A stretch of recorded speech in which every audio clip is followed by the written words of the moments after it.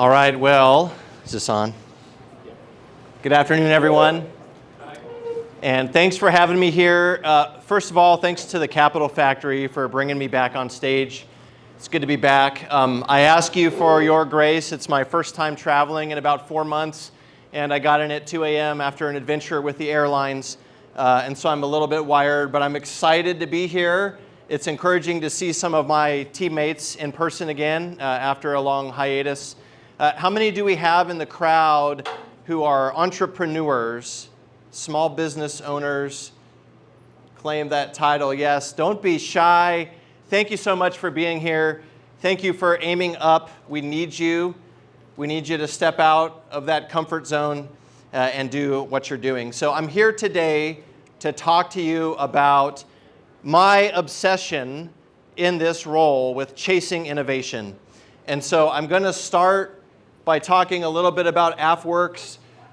When I was here last time, I said to you that we win wars because of American ingenuity.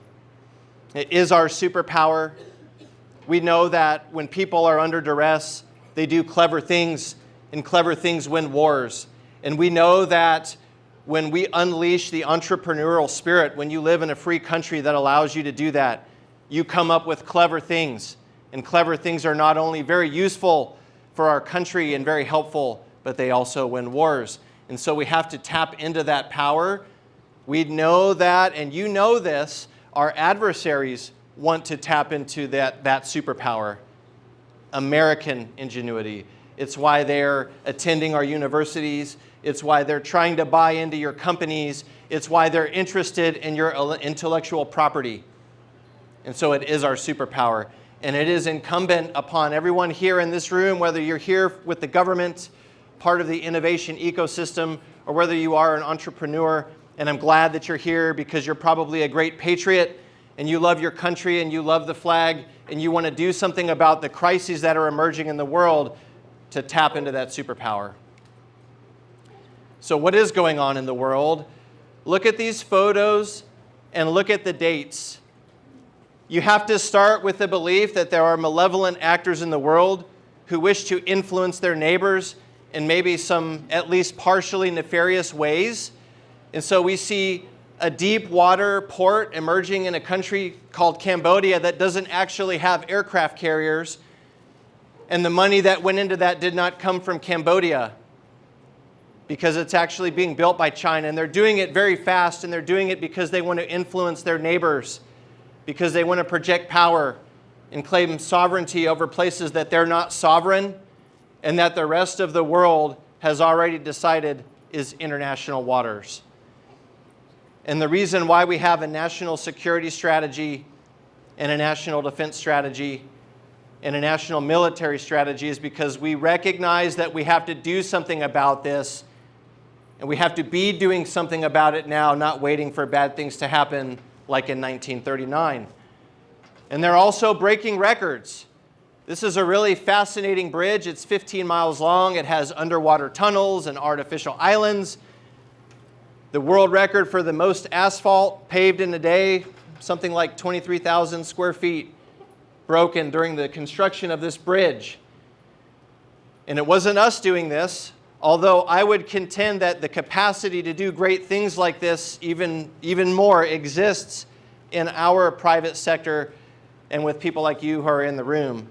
And we need to unlock that potential because we need to compete.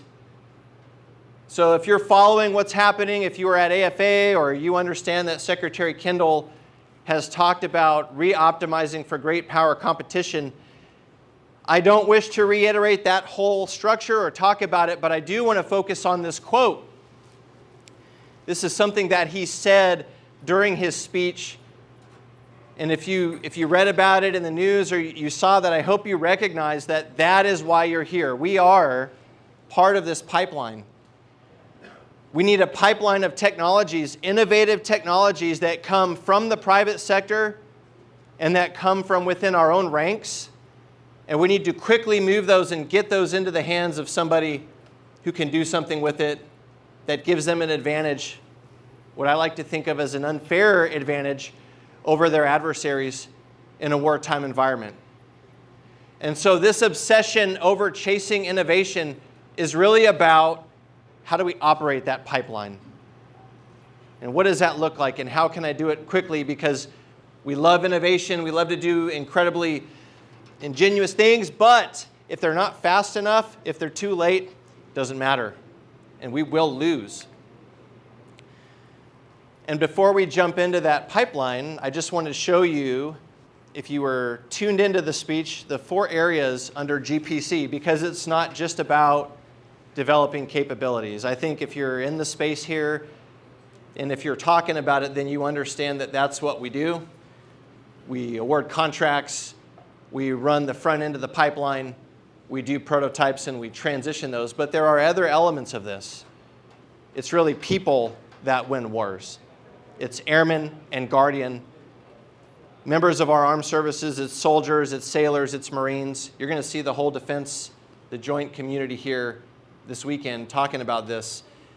And so your value proposition may be, how do I make our people better? Physically, emotionally healthy, proficient war fighters who can do their jobs and who have pathways to get their ideas fielded quickly. Or maybe it's about how to generate readiness, how to optimize force packages and deploy them using the best tools that are available to industry. Maybe it's AI, maybe it's automating tools to help us understand our readiness and deploy quickly. It's about projecting power, it's about deploying capabilities. So that is why we're here. And if you'll pardon my oversimplification of the complex problem that we're trying to solve here by looking at this infographic, this is the pipeline, okay? And it's the obsession with how do I get from that discovery to where it has transitioned into the hands of somebody who can use it as quickly as possible, because I have to do it before my adversary does. And sometimes that thing that we're discovering, it may be something totally game-changing and quite frightening, but if we don't do something about it, the other person will first. And they will be able to operate in a manner that is faster and quite dangerous to us, and we won't be able to deal with them. But if we reverse the role, that's where we want to be. So that discovery matters, and it's how we do that discovery. And I would argue that that happens hundreds of times a day across our nation, in universities and small businesses and non-traditionals, and on the flight line, and among the members of our armed forces every day. And we have to understand, how do we make that discovery work? How do we open that aperture so that we have visibility into those discoveries? And how do we get through the rest of the pipeline? And we have funding up here, yes, because funding is the critical resource that we always seem to run into a problem with. But it's a lot more than that, right? It's awarding contracts quickly. It's doing a clockwork-like solicitation that allows you to never be more than a couple months away from competing. It's getting the feedback from the government participants into what those prototypes look like and how useful they are. And it's about connecting that ecosystem. And that's the middle part. And then the transition is the last bit, right? And that's the challenge, because there's not always enough funding to go around. But if we don't get that into the hands of somebody who can use it, it doesn't matter. You're just another one of thousands of entrants in a catalog, and you don't want to be there, right? You want to get across the finish line. So what I'm going to do is talk to you about some anecdotal evidence that tells us what we're doing is working. And we are a learning organization, and we're open to feedback. And as we learn, we modify the structure of AFWERX, and we take what works, and we do more of that, and we make it better. And so I'm going to give you some success stories today, and I want to talk about the 3 programs that we run, and I want to start with Spark. And here's a success story from Spark. We have a Spark program because we know that innovation doesn't just come from the dollars that are happening in the private sector. It comes from people who are under duress, who are doing a job and know how to do it better. And like I said at the beginning, people under duress do clever things, and clever things win wars. And that's why we have a Spark program. And so today we have over 100 Spark cells across the Air Force. And if you're affiliated with the Air Force, you should go join your Spark Cell. And if you're a small business, you should get the Ignite platform and you should communicate and connect with Spark Cells and understand the problems that they're dealing with. Because many of the Spark Cells that transition do so by being matched to a small business, a phase 3, that allows them to scale and transition.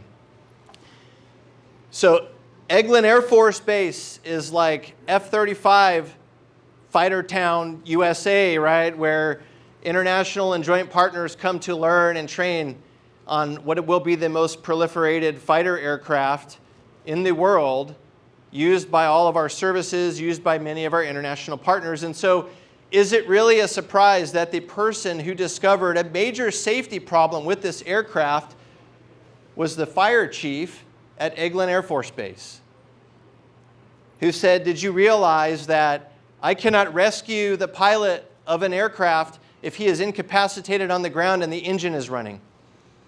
And my tools don't even cut through the canopy of the F-35. That was a real problem, a real discovery that happened at Eglin Air Force Base. And it wasn't the chief engineer, it wasn't anyone in the program office or at Lockheed Martin who discovered that program.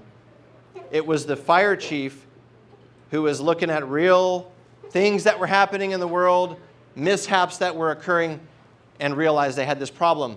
And so where did he go? He went to his Spark Cell. And by the way, we have Kathy Reed right here, who was with that Spark Cell. Let's give Kathy a hand. The Spark Cell provided the pathway that allowed the fire chief to elevate a problem, to get it in front of Lockheed Martin, to get it in front of the F-35 JPO, and get a solution. And it happened very quickly. You can see that all of the dates have 2023 on them, from the initial working group there to getting through the refinery. This isn't solved yet, so we can continue. I say obsess over speed. This has to be solved. But for $500 a copy, there is now a plan in place to put a shutdown panel on every F-35 so that the rescue team can shut down that aircraft from outside the aircraft. Because even after they got their tools fixed, they said, why are we even cutting these canopies that have det cord in them and someone could die if the engine is still running, and why wouldn't I just do the thing that makes the most sense and shut down the aircraft? So what's the lesson learned? Airmen solve their own problems. Airmen do the discovery, and we need to have many pathways to success. And I could go on, and I did last time talk about airmen finding solutions through the Spark program that also got scaled with SBIRs. And so you need to be on Ignite, you need to be communicating with Spark Cells and watching what's happening, because we have to go fast and make that work. So that's Spark. We also have a program called Ventures, because at some point in our history, we recognize that if we consolidate the SBIR program, it's over $1 billion a year, and we can run it like a pseudo VC, and we can place bets, and we can have access to these powerful tools and thousands of companies who may already have solutions. And so I want to tell you another story about a commander in EUCOM who said, I have a strong interest in using stratospheric balloons in mass to do ISR in theater and collect data in ways that are more prolific and easier and create a lot more targets and make it harder for my adversary to do something about it.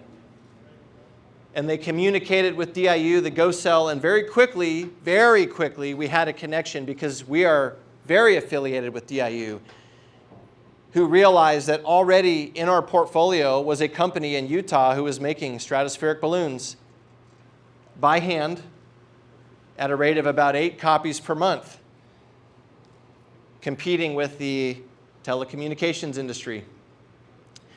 And we recognized that there was a value proposition here. If we could scale them up by several orders of magnitude and do some R&D to give them capabilities that they didn't have, we would have a solution for the warfighter in the same year. And so we did that because that company had already won a SBIR and was already in our database and was eligible to receive follow-on awards. we're able to very quickly get this awarded, and they have already scaled their operation to over 1,000 balloons per month. And they have already accomplished flight testing at some of our DoD ranges. And we are well on the path to fielding pretty game-changing capability for 2 theaters. The old way would have been to spend about a year writing requirements documents and getting them validated through the Pentagon and standing up a program office and doing a competition and having protests. And you might have a major defense prime building balloons. And why would we do that when somebody in America had already figured this out? And so again, you look at the dollar amounts there, and it's not that much. And there's no reason not to go that quickly. And how many other capabilities are out there in the thousands of cyber companies in our portfolio, or maybe someone in this room who's thinking about entering that pipeline, and we need to tap into it.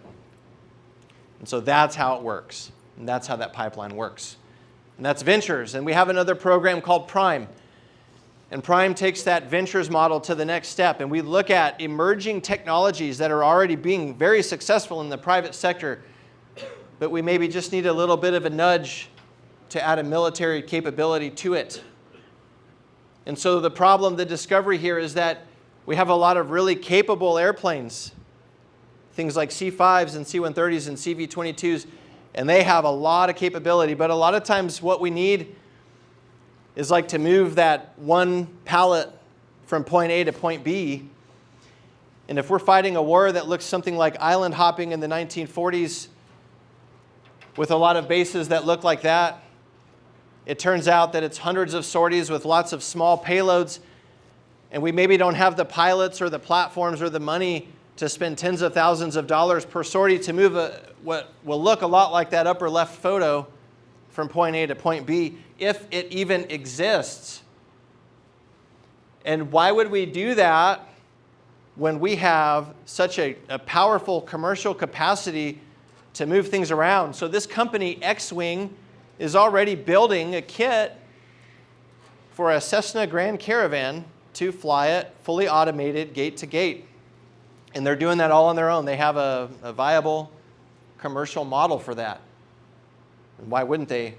We move lots of things around. How many of you basically order all of your stuff on the internet now, and you have lots of cardboard boxes showing up? Well, guess what? That has to get around the country somehow. And so somehow in the last few decades, America has figured out how to move lots of small things around very quickly and are still continuing to adapt while we have CV-22s and C-130s, and it just doesn't work. So why wouldn't we leverage the commercial market to do that?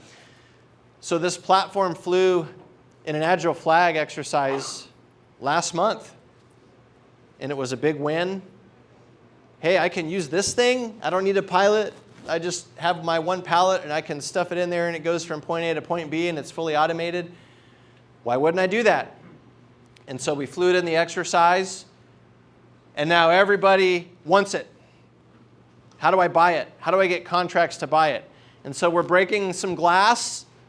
We're making some people uncomfortable because there really is no reason why we couldn't just go buy this capability and bring it into theater and use it.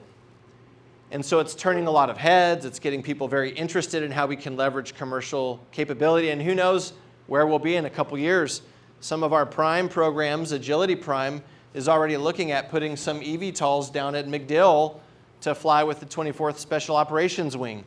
We have rescue squadrons all over the country who want to experiment. And meanwhile, we're talking about reorganizing the way that we deploy under great power competition our units in the Air Force. And so the Prime program works. And the lesson learned is if you have a viable commercial capability and there is a military application for it, we're looking for you. And we're looking to award contracts.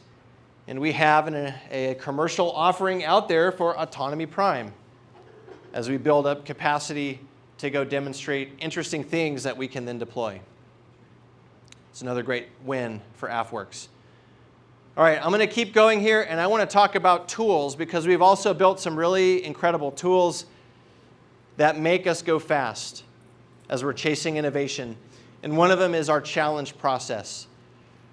We are very, very good in the government at thinking about what we want and writing volumes about it, and we use this four-letter word called requirements, and we build volumes of that, and we do RFPs, and we have great competitions so that we can build things like new bombers and tankers, and we are very proficient at that, and we get exactly what we want, and we get some great cutting-edge technology, but underlying all of that, if you follow the tree all the way down, are hundreds and thousands of other technologies that we need.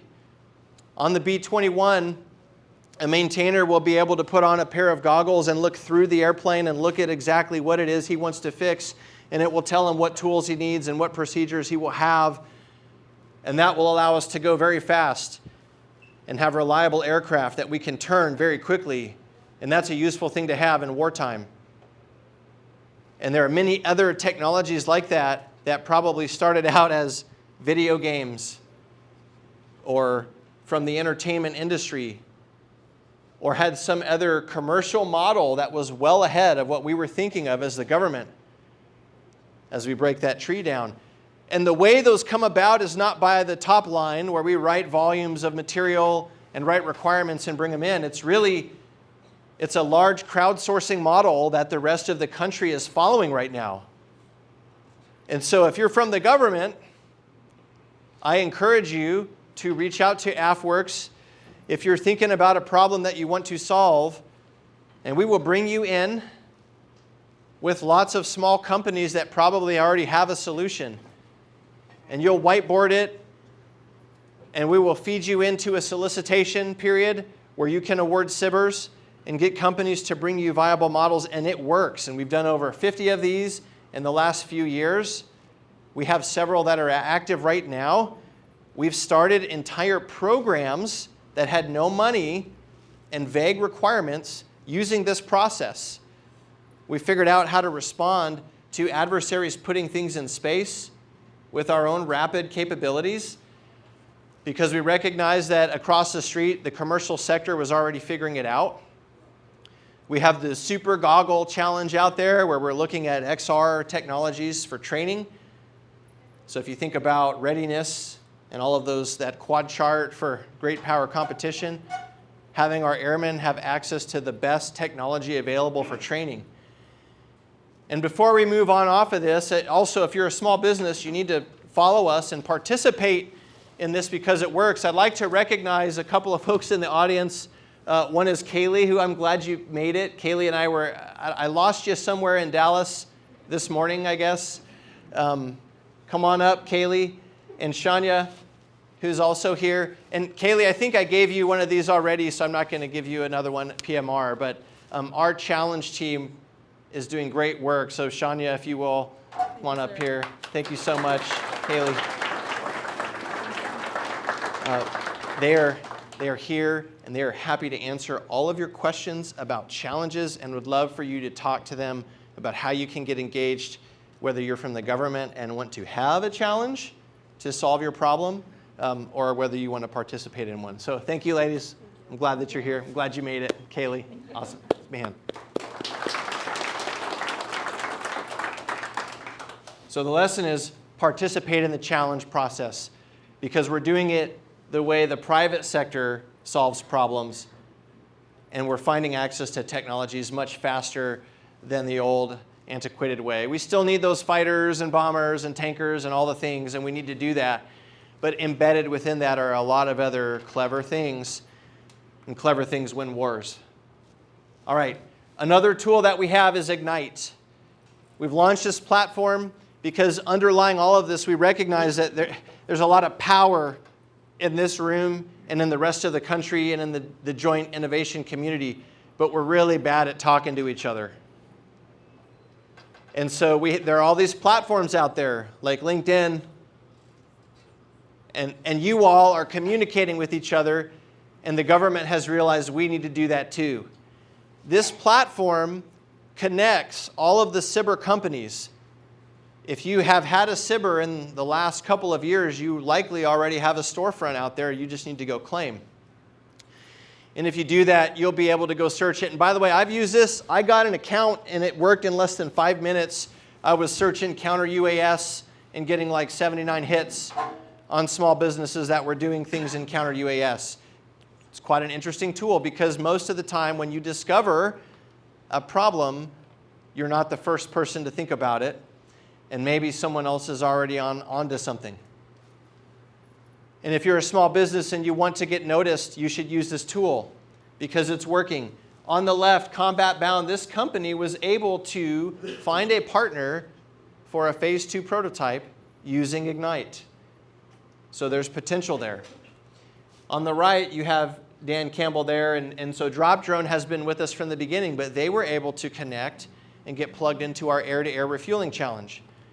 And so part of the obsession here with the pipeline and chasing innovation is I want to get from that discovery to that scaling as quickly as possible, and I can't do that if this broader community is stovepiped and not talking to each other, because as soon as that discovery happens, I wish to grab it and move it as fast as I can before my adversary does so that I have the advantage if I have to use it. And so I don't see a lot of phones up in here. There's a QR code, right? You're supposed to do one of these things when you see a QR code. Please go get an Ignite account and claim your storefront. And if you're an airman, please go get an Ignite account and use it, because this is how we go fishing. This is how we do the discovery. And the more connected that ecosystem is, the faster that pipeline will go. And we have to do that. We have to make that work. Okay, so why is this important? And I appreciate all the panels that came before me, and I apologize I didn't make all of them because I got here at 2 a.m. and I'm human. But this is important. Innovation is really interesting. Did you know that the Air Force was built on an invention that came from the small business community? Think about it. The Wright brothers had 3 or 4 people in their company, and they out-competed Langley and were the first. But did you know that in the time after 1903, when they flew at Kitty Hawk, it was a whole year before they returned with their second prototype and flew again, and flew an airplane in a circle, a complete circle, for the first time. Like, it's pretty slow, right?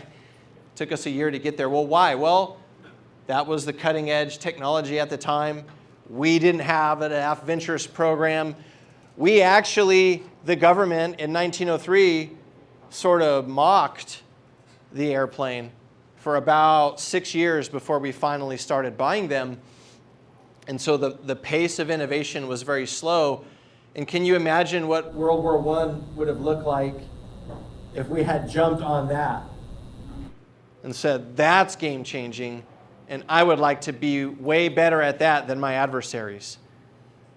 But nobody did that, and so we were all kind of in the same boat. But speed matters. Innovation is interesting, but if you don't get there first, and in history there are times when getting there first mattered a whole lot. And if you didn't get there first, you lose. And so again, back to my original point, if you believe that there are malevolent actors in the world who recognize that ingenuity is the superpower and that we win wars because of the cleverness of our people, not because of how many and the size of our military, and the game-changing technology only works if you get it first and figure out how to use it, then the speed from discovery to transition is the most important thing. And so I'm glad you're here. You're standing on the precipice of the opening of that pipeline that Secretary Kendall talked about. Many of you are in that pipeline already, and maybe you're coming back for more. Again, if you're an entrepreneur, I thank you for stepping out. I know it's hard. If you're here in the Capital Factory, it needs a lot of help, right? That's why we have things like incubators, and that's why you network. But thank you for aiming up. You are the superpower that we want to tap into. And if you're from the government, if you're an airman, if you're a guardian, if you're a soldier, sailor, marine, thank you for being here and thinking about innovation, because we need you, because people under duress do clever things, and clever things win wars, and we have to do it, and we have to get there faster. All right, I'm going to take a pause here, And I want to talk about one more thing. And I think if we did this right, this is the first time that you're going to see this announcement. One of the other programs that we run is our StratFi program, because that funding piece in the middle is hard and it matters, and there's a valley of death, and how do I get more money? And a program office isn't allowed to have an innovation fund, because if they do that, the Pentagon says, thank you very much, you're a source, and they take that money and they give it to somebody else who's building airplanes or satellites or something big and interesting. And so because they can't do that, we struggle with funding. And so we have programs like StratFis, where we can award bigger SBIRs with matching funds to get across the valley of death. And I'm really proud of our StratFi team. By the way, I know I see Shippy over there. If you're in the StratFi team, raise your hand, please. They're all probably working real hard. Yes. So talk to these folks, because this is a really important program, and thank you for running it, because they did something really amazing in the last year. They shortened by about 3 times the speed that it takes to get through a selection. And not only did they make it 3 times faster, but every one of these selections is endorsed by a program executive officer or a senior person, a lab director, somebody who really values that capability. And every one of these is signed by either Honorable Calvelli or Honorable Hunter, as I am very interested as the service acquisition executive in this technology, because we also want to back those and make sure over that 5-year period that they are sourced. And so we're going to now announce the winners of our program year 24 StratFis, caveating this with there are actually a few more that I'm not allowed to talk about because of some paperwork. So there's still a little bit of that. So if you're not on here, not all hope is lost. There are a few more. But I'm proud to announce these, and I want to thank our StratFi team for doing it so quickly. And so we're going to start with Air Combat Command, CTSI, and Idaho Scientific. Oh, are they in here? Anyone? Before we give them a hand. Think about Air Combat Command, and there's a vested interest in doing things like control systems and cyber. And so it's not just about pointy airplanes, right, that shoot missiles. There's a lot more that goes into it. And so these are our winners for Air Combat Command from AFMC. We have 4 there, and I think at least one of these might be here. Grid Raster, all right, yes, there it is. And you see a few more here. And by the way, I would be really challenged, and this is hard, right? I am not a Renaissance man, so don't ask me to talk you through what all of these things do. But these are cutting-edge technologies that have a commercial use that is probably way better than anything we're thinking about. And so thanks for being there. Thanks for showing up. And we look forward to working with you, AFMC. So next is AFSOC, EpiSci, Havoc, Red 6, and Reveal. Anyone here in the audience from any of those companies? Let's give them a hand anyway. All right.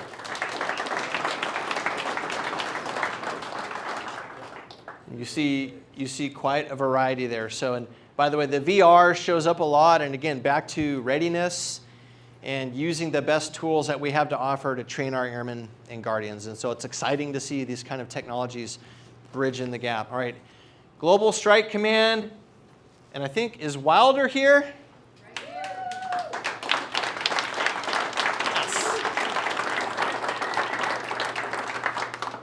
Wilder was one of the first companies I met when I became the director, and I remember looking at that robot and thinking, I think there's more applications to that than washing F-16s. And so it's really exciting to see that get engaged with Global Strike, because I have a good feeling about where that's headed, and I think we need that, because we need to use the technology that's out there today to turn our aircraft faster and be ready to deploy in a hostile environment. And I'm also excited about Astari, because this is going to digital. Yes, there it is. All right. You know that there are program offices at Wright Pat. They still have these giant charts that they pull out when they look at like the systems engineering process and the design diagrams of F-16s, and you go, why aren't we doing that digitally? And so there's a lot of really interesting technology out there that we need to tap into, again, so that we can be faster and modern. All right, and for space, we have a few announcements here. Anyone from Astronus, Defense Unicorn, Skylum, or Starfish? Anyone here? Let's give them a hand anyway. Yes? Yes. All right. So, and by the way, SpaceWorks and AFWERX, I mean, where's Arthur at? I lost him. Really excited to have SpaceWorks here helping us work through these and, again, get them done very quickly. So I love how fast commercial is going with the space technology, and there's no reason for us not to be leveraging it. So those are all of our announcements.